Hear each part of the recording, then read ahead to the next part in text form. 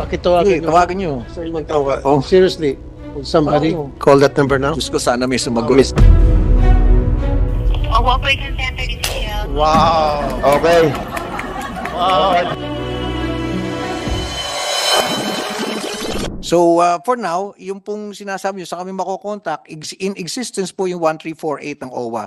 In Metro Manila, 021348, kung kayo po ay magtatawag from the provinces, at kung sa ibang bansa, ay dagdagan lang ng +6321348. And you can test it now. Pakitawagan nyo. Tawagan nyo. Sir, magtawag. Oh. Seriously, will somebody call that number now? Diyos ko, sana may sumagot. Mr. Chair, Wag mo akong hihiyain, 1348. Ako, sasampalin ko kayo talaga.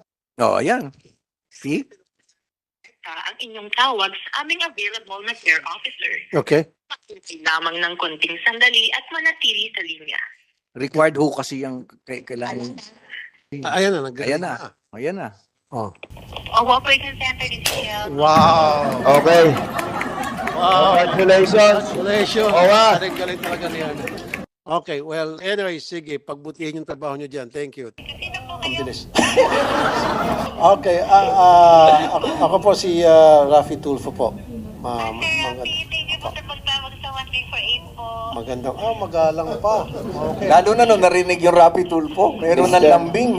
Eh baka naman kung hindi mo narinig yung Rafi Tulfo, baka medyo pabalabag ka, pasigaw. Ay, hindi po sir. Ganun po talaga kayo pag-assist po namin sa mga OFWs at sa kanilang mga next of kin po. Yan. Ikaw ba ay dating OFW or kamag-anak ng isang OFW? Hindi po sir, bali po sir, nag-apply po ako sir before sir noon sa di ba sir is na outsource po itong natin, yung OWA sa call center po.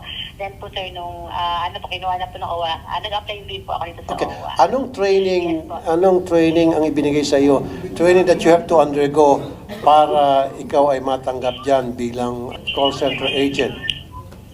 Bali po sir, nag-one-month training po kami sir kung paano po kami sir makipag-usap at saka po sir, pinag-train po kami sir kung ano po sir yung mga programs and services at saka po sir yung mga welfare cases po na mga dapat po namin sir na i-assist po sir Rafi. Aba, dapat gawing supervisor to, magaling sumagot. Sige, what's your name?